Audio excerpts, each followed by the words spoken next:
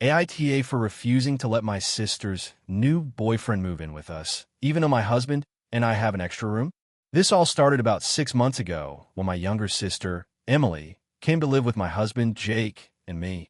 We live in a 3-bedroom house in the suburbs, and our oldest daughter has just moved out for college, so we had an extra room. Emily's life had hit a rough patch. She lost her job, broke up with her boyfriend, and was struggling with some mental health issues. We decided to take her in for a while to help her get back on her feet. We love Emily and wanted to support her, so we figured having her stay with us was the best option. At first, things are going okay. Emily stayed with us, paid a small amount of rent, and tried to get back on her feet by applying to jobs and working on therapy. But about 2 months in, she started talking about her new boyfriend, Tom. She met him at a support group, and he seemed nice enough, at least on the surface. Emily was really excited about him, so we welcomed him to join us for dinners and get-togethers. Jake and I tried to be supportive because we wanted Emily to be happy. Then Emily dropped the bomb. She wanted Tom to move in with us. She said it would help them both financially since they were both struggling, and it would make their relationship easier to manage. I was hesitant. Jake and I have always been pretty private people, and our house isn't huge. Adding another adult would definitely change the dynamic in a way we weren't sure we were comfortable with. I tried to explain this to Emily, but she was persistent, saying Tom was basically family now and we should trust her judgment. Jake was more open to the idea than I was. He thought if it helped Emily and Tom get on their feet, it might be worth a shot. I, however, had reservations. The biggest issue for me was that I didn't really know Tom. Emily spoke highly of him, but I noticed some things that made me uncomfortable. For one, Tom had a habit of borrowing money from Emily and other people and never really paying it back. Emily brushed it off as him having a tough time managing finances, but it worried me. Also, Tom would sometimes say things that seemed manipulative or overly controlling when Emily would mention hanging out with friends or focusing on her job search. When I brought this up to Jake, he said I was being judgmental and that Emily was an adult who could make her own decisions. He thought I should give Tom a chance. I agreed to meet Tom for a one-on-one chat to get a better sense of who he was. The meeting didn't go well. Tom was charming on the surface, but he dodged questions about his past and seemed defensive when I asked about his plans for employment or financial stability. I left feeling uneasy and told Jake that I didn't think Tom was ready to live with us. Emily got upset when she found out I wasn't on board with the idea. She said I was being selfish and didn't care about her struggles. I tried to explain that it wasn't about not caring, but about protecting the household environment Jake and I had built for our family. She accused me of trying to control her life, which hurt because I genuinely wanted her to succeed. Things got tense over the next few weeks. Emily and Tom started sneaking around the house, staying out late, and ignoring house rules. Tom's attitude toward Jake and me became more disrespectful. He would leave messes and argue over small things. Emily was caught in the middle, often apologizing for Tom's behavior, but not addressing it directly.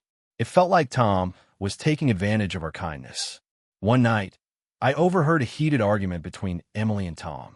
Tom was yelling at her about how we were keeping them down and how she should stand up for him. Emily looked scared and defeated. The next day, I told Jake we needed to have a serious talk with Emily about Tom moving in. I insisted that if they wanted to live together, they needed to find their own place. Jake agreed reluctantly. We sat down with Emily and told her that Tom could not move in with us and that if she wanted to be with him, she needed to make other arrangements. Emily broke down and accused us of not supporting her. She said we were pushing her away when she needed help the most. I told her we loved her, but that having Tom live with us was not something we were willing to do because of how it was affecting the household. Emily left the house that day, furious. She called me selfish and manipulative and hasn't spoken to me since. Tom is now apparently living with her somewhere else. Jake feels bad that our relationship with Emily is strained, but he understands why I took a stand. I'm starting to wonder if I overstepped or if I was right to put my foot down. So, Reddit. AITA for refusing to let my sister's boyfriend move in with us, even though we had an extra room, and could have helped them financially? Was I being too harsh or protective of my home? Or was I justified in not wanting someone I didn't trust to live under my roof? If you enjoyed the video, Don't forget to leave a like and subscribe to the channel. It helps the content grow and motivates me to create even more great videos. Turn on notifications so you don't miss any new uploads. By the way, I'm curious, when do you usually watch my videos? While working, studying, or just relaxing at home? Let me know in the comments. I'd love to hear from you. Thank you for your support.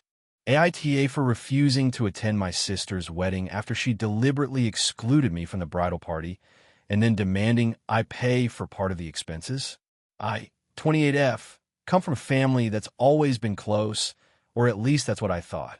Growing up, my sister, 30F, and I had a typical sibling relationship, some rivalry, a lot of shared memories, and the occasional fight. But recently, things have taken a turn I never expected. My sister got engaged about a year ago, and from the moment she announced it, her wedding plans consumed her. I was genuinely happy for her, and I assumed I'd be involved in some way. After all, I've always been one of her closest family members, and I even helped her plan parties in the past. When she started talking about the bridal party, I naturally assumed she'd ask me to be one of her bridesmaids. We've always been tight, and I'd never been excluded from big family events before. But when the bridal party list was revealed, I was nowhere to be found. Instead, she picked her best friends and some of her cousins, but not me. At first, I thought maybe she wanted a small bridal party, and that was the reason, but she included several people I barely know and never talked to. I asked her privately why I wasn't included, and she gave a vague excuse about wanting to keep it just friends, and that family members would be involved in other ways. I felt hurt, but didn't want to make a big deal about it. I decided to support her anyway and showed up to all the pre-wedding events. However, things got worse. She started pressuring me to pay for part of the wedding expenses, specifically the rehearsal dinner and the bridal shower costs. She explained that since I wasn't in the bridal party, I wasn't expected to cover bridesmaid expenses, but as her sister, I should still chip in for other events. I was taken aback because I hadn't planned on spending money on the wedding beyond maybe a gift. I explained to her that I was on a tight budget, working a modest job, and couldn't afford extra costs related to her wedding. She responded by saying that being family means contributing and that she expected me to help out. Then came the kicker. She told me that if I didn't pay my share, I wasn't welcome at the wedding itself. I was shocked. It felt like an ultimatum, and honestly, I felt deeply disrespected. Not only had she excluded me from the bridal party, but now she was demanding money just to attend her wedding. It seemed unfair, especially given how little contact we'd had in the months leading up to the wedding. I told her that I couldn't pay and that I would still love to be there to celebrate her big day, but I wouldn't pay for something I couldn't afford. She accused me of being selfish and not caring about her happiness. The day of the wedding came, and she sent me a message saying the doors were closed and that she was sorry I couldn't be there. I felt crushed. It wasn't just about the money anymore. It was about being cut out of a milestone event in her life. I stayed home, and since then, the family has been divided. Some relatives say I should have just paid to keep the peace, while others say my sister was unreasonable. I'm still hurt and confused. I never expected my sister to exclude me like this and then push me away financially. I want to rebuild our relationship, but I'm not sure how. So, Reddit, am I the asshole for refusing to pay for parts of my sister's wedding and not attending after she excluded me from the bridal party and then made attendance conditional on payment?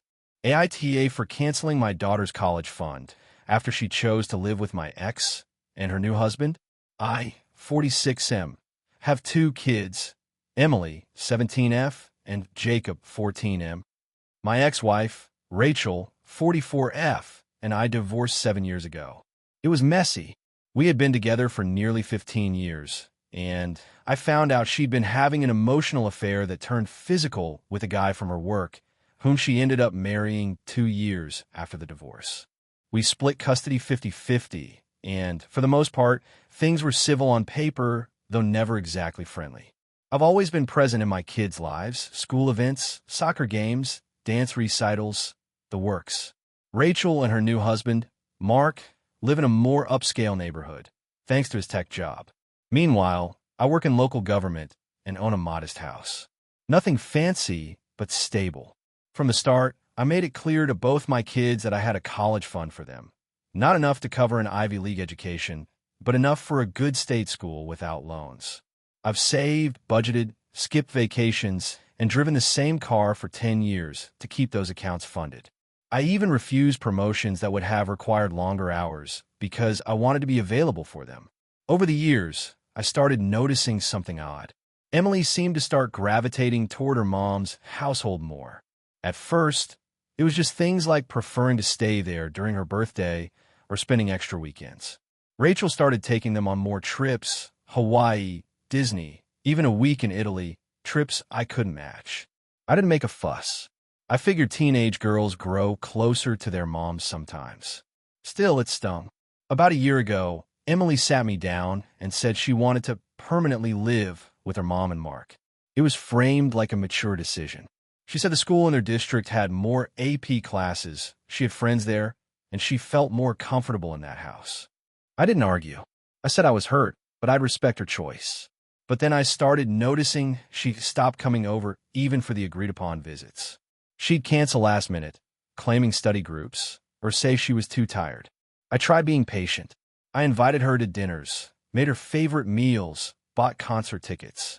Half the time she'd ghost me, and when she did show up, she was cold, on her phone, barely engaging. Things came to a head a few weeks ago when I found out through Jacob, not Emily, that she'd gotten into 3 colleges, including one I had specifically helped her apply to. She hadn't even told me.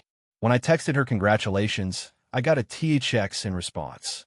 I tried to call, no answer. Finally, she came over at my insistence, and I told her I felt completely shut out of her life. She shrugged and said, I just don't feel that close to you anymore, and I don't want to fake it. I was stunned.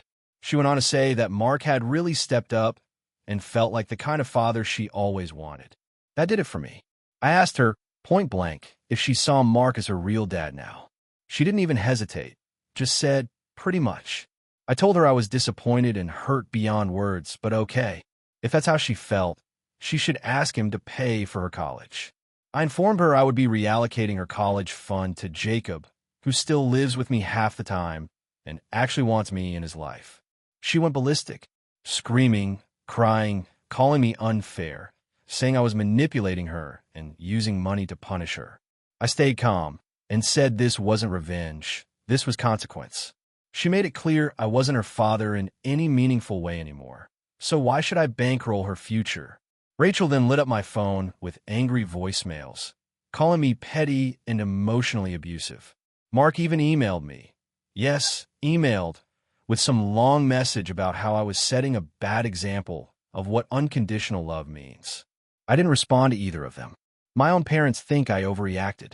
My mom told me, you don't disown your daughter over hurt feelings. But I don't see it that way. I didn't disown her. I simply decided I wasn't going to make enormous sacrifices for someone who has chosen to replace me. She made a choice. I made one too. Emily and I haven't spoken since. Jacob understands my side, but he's a kid and it clearly puts him in an awkward position. I'm trying not to talk about it too much around him. So, Ida,